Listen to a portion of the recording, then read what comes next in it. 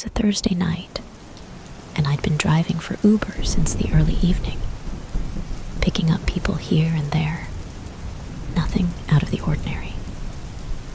It was getting close to 1 a.m., and I was about ready to call it quits when I got a ping for a pickup at a hotel just outside of downtown. It was a nice enough place, so I figured it'd be an easy ride. I accepted and made my way over. When I pulled up to the front of the hotel, there wasn't anyone standing outside waiting for me, which is unusual because most people are ready by the time you arrive. I double-checked the address, and sure enough, I was in the right place. After a couple of minutes, I sent a quick text letting them know I'd arrived. Almost immediately, I got a response saying, "I'll be right out." I waited, watching the front doors of the hotel, expecting someone to come out. But no one did. I figured maybe they were just taking their time, so I kept waiting. A few minutes passed, and I started getting that strange feeling you get when something doesn't feel quite right. It wasn't the wait itself, but something about the stillness of the place. The hotel was oddly quiet for that time of night. No cars coming or going, no people walking in or out.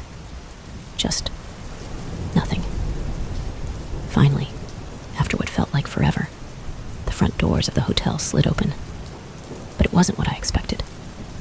This older woman, maybe in her late 60s or early 70s, stepped out. She was dressed in this old-fashioned, elegant dress, like something out of a different era.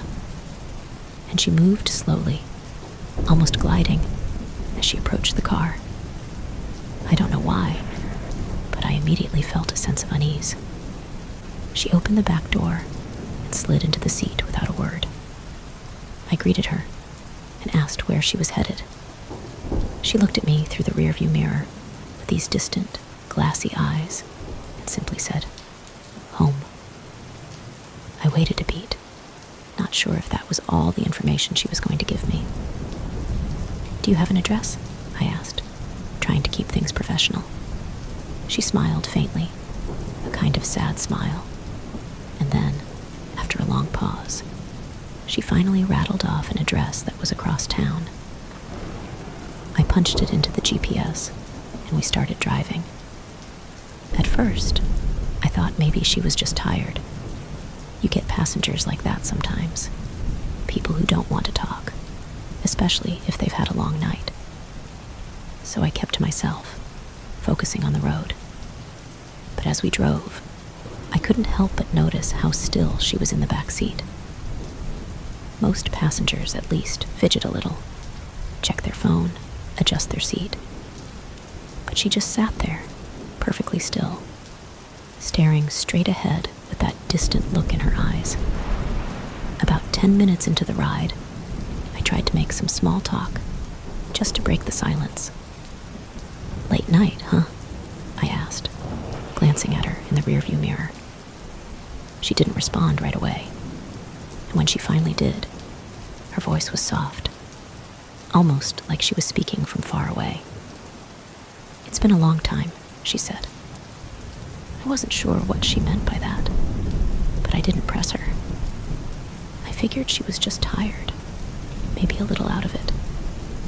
So I kept driving, listening to the hum of the engine and the occasional swish of the tires on the wet road.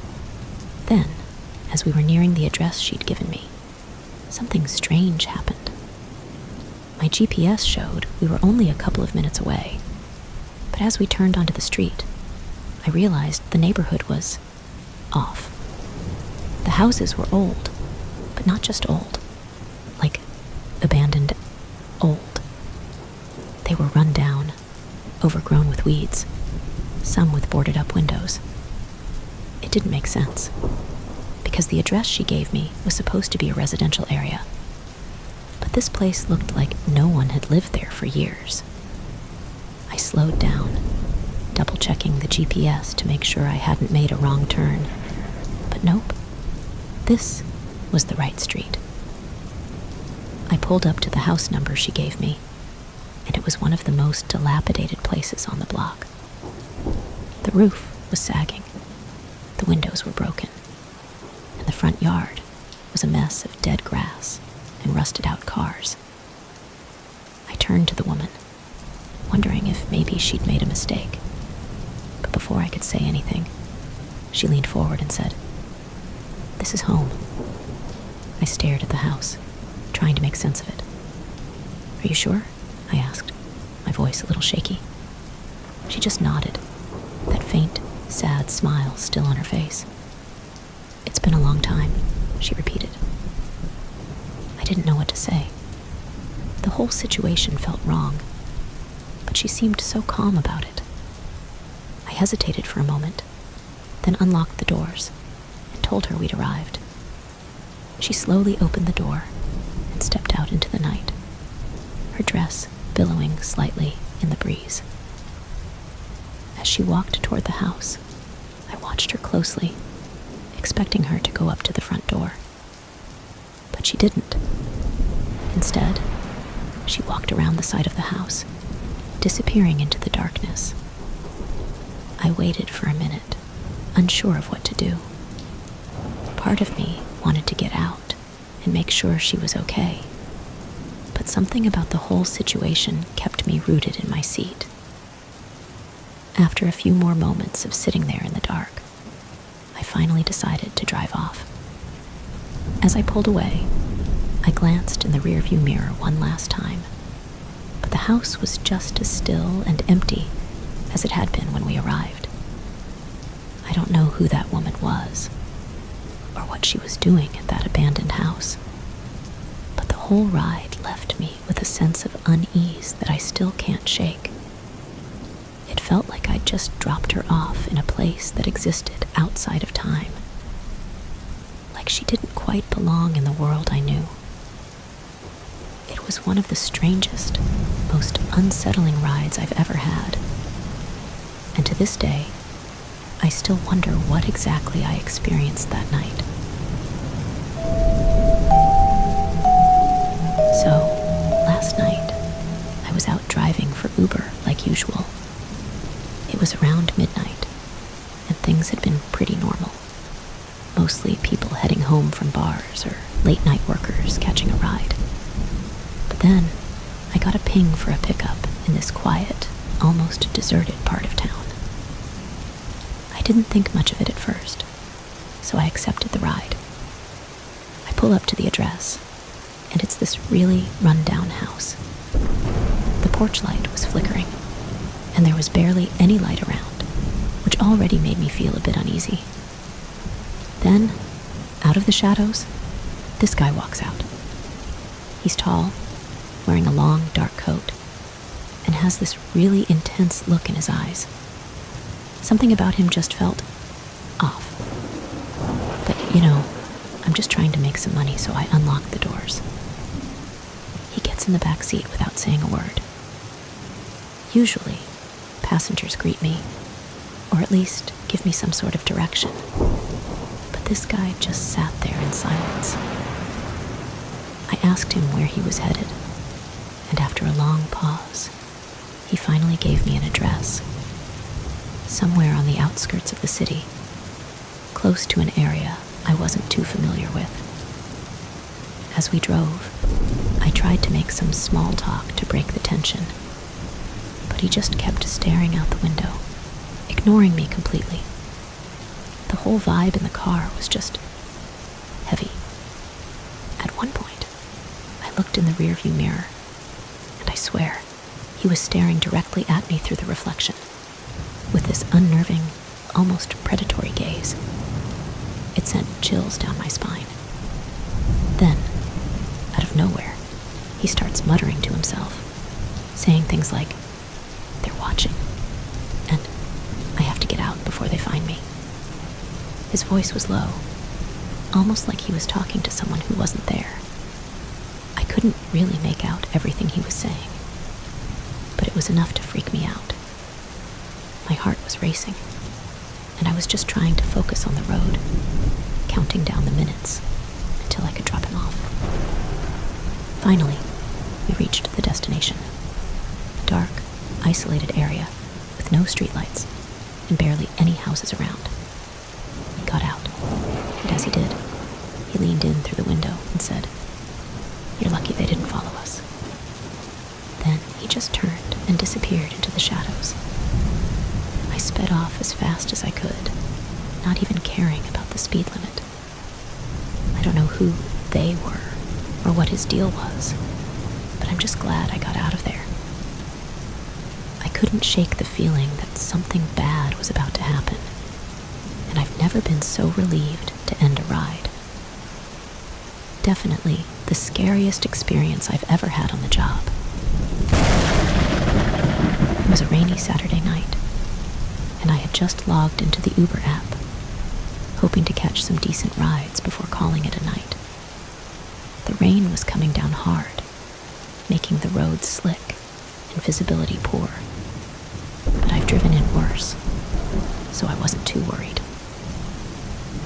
Around 11:30 p.m., I got a ping for a pickup in a neighborhood about 15 minutes away. It was a bit out of the way, in a more isolated part of town. But again, I didn't think much of it. A ride's a ride, right? I followed the GPS, winding through narrow, poorly lit streets that I'd never driven down before. The houses became more spread out, and soon enough, I was surrounded by dense trees on either side of the road. The rain was still coming down in sheets, and my wipers were working overtime. Finally, I reached the location, a small, old-fashioned house set back from the road, almost hidden by the overgrown trees and bushes. The place looked like it hadn't seen much upkeep in years. I pulled into the driveway and waited for the passenger to come out. After a few minutes, just as I was starting to wonder if maybe they'd canceled the ride, I saw a figure emerge from the front door.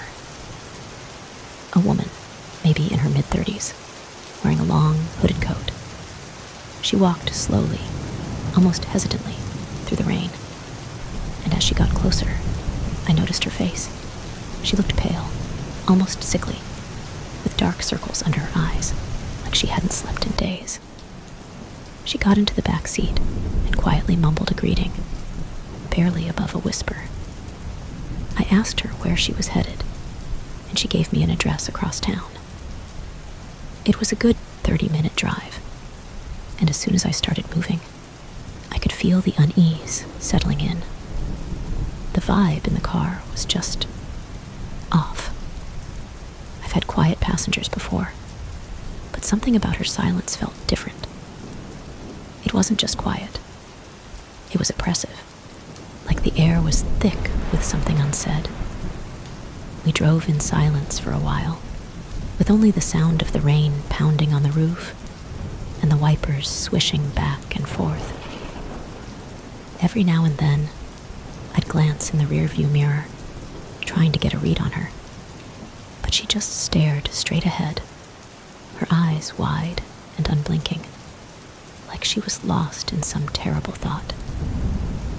About 10 minutes into the ride, she suddenly spoke, her voice shaky and filled with a kind of desperate urgency.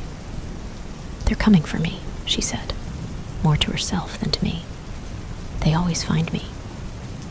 I glanced back, unsure if I should respond or just keep driving.